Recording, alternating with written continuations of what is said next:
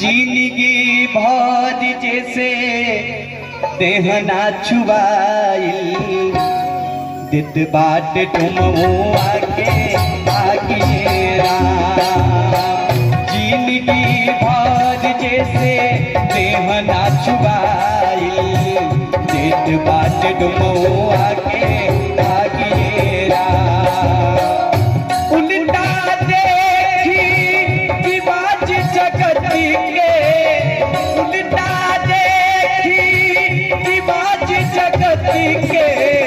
मनवा भैली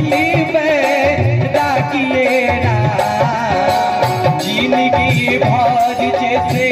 देहना छुआइल चित बाट डुमोआ के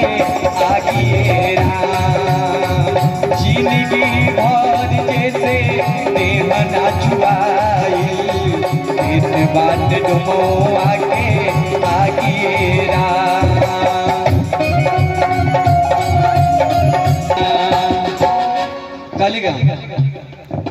सोच सोच के मन घबराला कैली कवन कमाई जी कैली कवन कमाई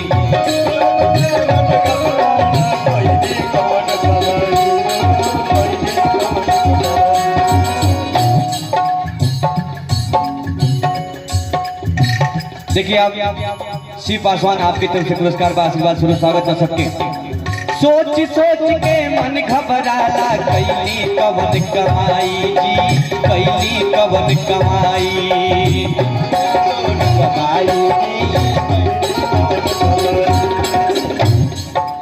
ना जनली लइका में हर के देहियों काम न आई जी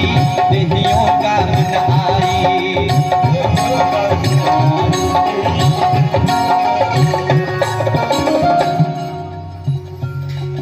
अरविंद गोड़ आप वर्तमान में प्रधान बनी यहाँ के आपकी तरफ से आशीर्वाद और स्वागत कर सकते सोच सोच के मन घबराला कैली कवन कमाई जी कैली कवन कमाई ना जनली लइका में हर के देहियों काम न आई जी देहियों काम न आई राजू सिंह जी पिपरा कला बलिया आपकी तरफ से आशीर्वाद है तनिके तनिके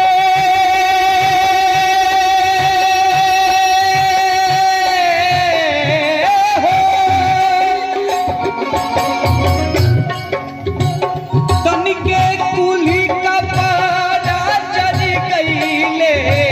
चरना चुनरिया के दागिएरा जिंदगी भर जैसे देहना छुआइल चित बाट डुमो आगे